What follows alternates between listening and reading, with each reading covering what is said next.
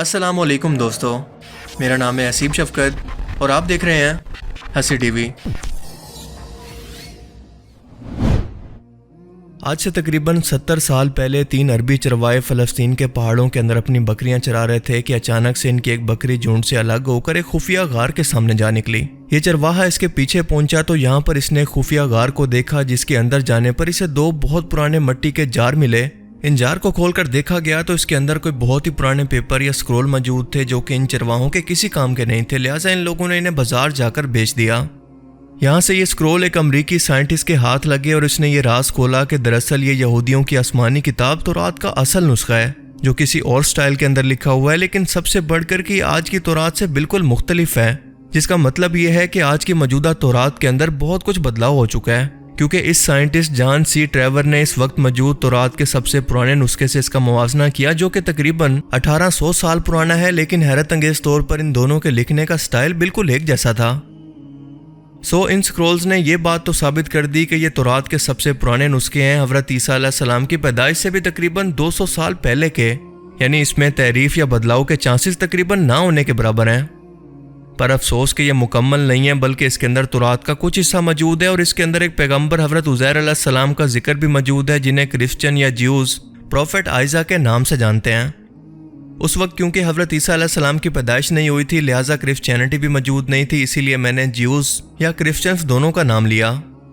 حضرت عزیر علیہ السلام یا پھر پروفیٹ آئزا 100 سال کے بعد نیند سے جاگ کر جب واپس آئے تو یہودی قوم نے انہیں بھی خدا کا بیٹا کہہ کر شرک کرنا شروع کر دیا تھا۔ ان کی بہت ساری پیشن گوئیاں اس کتاب کے اندر موجود ہیں۔ پہلی یہ کہ جس وقت بابل کا بادشاہ بخت نصر یہودی قوم کو غلام بنا کر اور یروشلم شہر کو تباہ کر کے انہیں اپنے ساتھ لے کر گیا، حضرت عزیر نے یہ پیشن گوئی کی تھی کہ بہت جلد اس کی سلطنت کو ایک اور بادشاہ تباہ کر کے رکھ دے گا اور یہودی قوم کو دوبارہ یروشلم شہر کے اندر لا کر آباد کرے گا۔ اور پیشن گوئی کے مطابق بالکل ایسا ہی ہوا، کیونکہ صارف دی گریٹ یا پھر ذوالقرنین بادشاہ نے یہودی قوم کو بخت نصر کی سلطنت کو تباہ کر کے آزاد کروایا اور انہیں یروشلم شہر کے اندر آ کر آباد کیا۔ اسی لیے یہودی قوم آج بھی ذوالقرنین بادشاہ کو اپنا مسیح کہہ کر یاد کرتی ہے۔ یہ پیشن گوئی اس تورات کے نسخے کے اندر لکھے جانے سے تقریباً 300 سال پہلے پوری ہو چکی تھی۔ اس کے بعد ان کی دوسری پیشن گوئی کے اندر ایک ایسے پیغمبر کا ذکر ہے جو کہ آخری زمانے کے اندر آنے والا ہے اور وہ انبیاء کے سلسلے کو ختم کرنے والا ہوگا۔ اس کا ظہور مدینہ شہر کے اندر ہونے والا ہے۔ آئزہ 42 میں لکھا ہے کہ دیکھو میرا غلام جسے میں قائم رکھتا ہوں، میں اس کے اندر اپنی روح کو ڈالوں گا، وہ دنیا میں انصاف کرے گا اور جب تک وہ زمین پر انصاف قائم نہ کر دے وہ پیچھے نہیں ہٹے گا، اسے کوئی بھی نہیں روک سکے گا۔ میں بتوں کو اپنی تعریف چھیننے نہیں دوں گا۔ جن آبادیوں میں کیدار کے لوگ رہتے ہیں وہ خوش ہو جائیں اور سیلا کے لوگ بھی پہاڑ پر چڑھ کر خوشیاں منائیں گے۔ اس پیشن گوئی میں کیدار کے لوگ حضرت ابراہیم علیہ السلام کے بیٹے اسماعیل علیہ السلام کے دوسرے بیٹے کا نام ہے، جن کی آبادی عرب کے اندر بہت زیادہ موجود تھی۔ نبی پاک صلی اللہ علیہ وسلم کا تعلق بھی اسماعیل علیہ السلام اور ان کے بیٹے کیدار کی نسل سے ہی تھا۔ اس کے علاوہ اس پیشن گوئی کے اندر بتوں کی عبادت کا ذکر بھی موجود تھا، جیسا کہ ہم سبھی لوگ جانتے ہیں کہ اس زمانے کے اندر عربوں میں بتوں کی نہ صرف پوجا کی جاتی بلکہ کعبہ کے اندر بھی 360 بت رکھے ہوئے تھے۔ یعنی یہ بات کلیئر ہے کہ وہ پیغمبر عرب کے اندر حضرت اسماعیل علیہ السلام کے بیٹے کیدار کی نسل سے آئے گا، جو کہ مکہ اور مدینہ کے اندر اس وقت زیادہ تر آباد تھے۔ پیشن گوئی کا دوسرا حصہ بتاتا ہے کہ اس کی آمد پر سیلا کے لوگ پہاڑ پر چڑھ کر خوشیاں منائیں گے، اور حیرت انگیز طور پر یہ سیلا اور یہ پہاڑ بھی آج بھی بالکل اسی لوکیشن کے ساتھ مسجد نبوی سے صرف 500 میٹر کے فاصلے پر موجود ہے۔ بالکل یہی وجہ تھی کہ یہودی قوم کو یہ کنفرم تھا کہ وہ آخری پیغمبر مدینہ کے اندر ہی آنے والا ہے، لہٰذا 1000 سال سے وہ اس کی آمد کے منتظر تھے، جو پوری دنیا کے اندر آ کر انصاف قائم کرے گا، بتوں کی عبادت کو ختم کرے گا اور اسے کوئی بھی نقصان نہیں پہنچا سکے گا۔ یہودی قوم اسی پیغمبر کے انتظار کے اندر فلسطین سے مدینہ کے سب سے پاس موجود علاقے خیبر کے اندر آ کر آباد ہو گئی اور اسے اپنا مرکز بنا لیا۔ ان کی آبادی یہاں بڑھنے لگی تو عربی اور یہاں کے موجودہ یہودیوں کے درمیان اکثر چھوٹی موٹی جنگیں ہوا کرتی تھی، اور یہ لوگ کیونکہ بزنس مائنڈ کے لوگ تھے لہٰذا مالی طور پر کافی مضبوط تھے۔ ان کے قلعے مدینہ کی ایک سائڈ پر موجودہ شہر کو پروٹیکشن کا کام بھی کرتے تھے۔ اسی انتظار کے اندر ایک دن مصعب بن عمیر اچانک سے مدینہ پہنچ کر یہ اعلان کرتے ہیں کہ مکہ کے اندر ایک نبی آیا ہے جو کہ آخری پیغمبر ہونے کا دعوے دار ہے۔ یہودیوں کو لگا کہ شاید یہ وہی پیغمبر ہے، لیکن ایک عربی زبان بولنے والا پیغمبر جو کہ ان کی نسل بنی اسرائیل سے نہ ہو، یہ یقین کرنا ان کے لیے بہت ہی مشکل تھا۔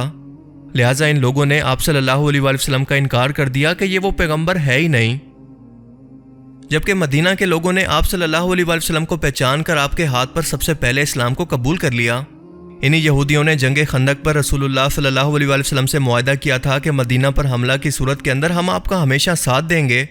بدلے میں صرف ہمیں اپنے مال و جان کی حفاظت کی ضمانت چاہیے۔ پر اپنی وعدہ خلافی کی عادت کی وجہ سے ان لوگوں نے جنگ خندق سے پہلے کفار مکہ کا ساتھ دیا، لیکن حضرت سلمان فارسی کے مشورے پر خندق کے آئیڈیا کی وجہ سے کفار مکہ یہ جنگ نہ جیت پائے۔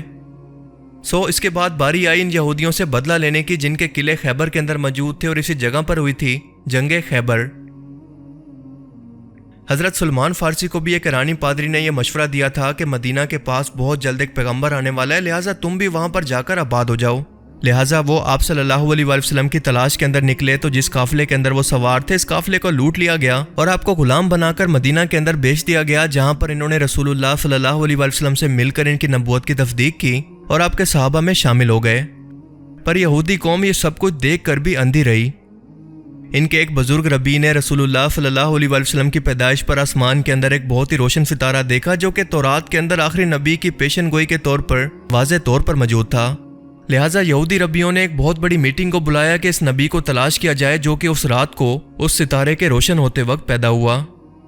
لہٰذا باقاعدہ طور پر ایک شخص کو مکہ اور مدینہ کے اندر بھیجا گیا تاکہ وہ گھر گھر جا کر یہ کنفرم کرے کہ کیا اس رات کو مکہ شہر میں کسی بچے کی پیدائش تو نہیں ہوئی۔ مگر رسول اللہ صلی اللہ علیہ وسلم کے دادا عبد المطلب نے اس ڈر سے کہ یہ یہودی قوم سچ جان کر بچپن سے ہی آپ صلی اللہ علیہ وسلم کی جان کی دشمن نہ بن جائے، آپ کی پیدائش کو خفیہ رکھا۔ اور اس میں بھی اللہ کی مصلحت تھی، کیونکہ اللہ کا یہ وعدہ تھا کہ اپنی دعوت کے دوران وہ آپ صلی اللہ علیہ وسلم کو کوئی بھی نقصان نہیں پہنچنے دے گا۔ اور یہ مصلحت تب سمجھ میں آئی جب رسول اللہ صلی اللہ علیہ وسلم کے اعلان نبوت پر بھی اس یہودی قوم نے انکار کر دیا، سوائے کچھ یہودیوں کے جنہوں نے اسلام کو قبول کیا اور اسلام کے لیے اپنی جان بھی دی۔ حتیٰ کہ جس شخص نے رسول اللہ صلی اللہ علیہ وسلم کو یہ اندر کی خبر دی تھی کہ خیبر کے یہودیوں نے آپ صلی اللہ علیہ وسلم سے کیا ہوا اپنا معاہدہ توڑ کر کفار مکہ کا ساتھ دینے کا پلان کیا ہے، تو دراصل یہ خبر دینے والا بھی ایک یہودی تھا جس نے رسول اللہ صلی اللہ علیہ وسلم کے ہاتھ پر اسلام کو قبول کیا تھا۔ یہ شخص سیدھا یہودی قوم کے پاس خیبر کے اندر پہنچا اور ان لوگوں کو قائل کیا کہ میری بات سنو، یہ اندر کی خبر ہے کہ کفار مکہ کا محمد صلی اللہ علیہ وسلم کے ساتھ امن کا معاہدہ ہو چکا ہے اور وہ بہت جلد مدینہ کو چھوڑ کر واپس مکہ جا رہے ہیں، لیکن تم لوگوں نے جنہوں نے وعدہ خلافی کی ہے تمہارے بیوی بچوں کا کیا ہوگا؟ سوچ لو کہ وہ تمہیں لاوارث محمد اور اس کے ساتھیوں کے حوالے کر کر چھوڑ کر جا رہے ہیں، کیونکہ آخرکار وہ بھی محمد کی نسل کے لوگ ہیں۔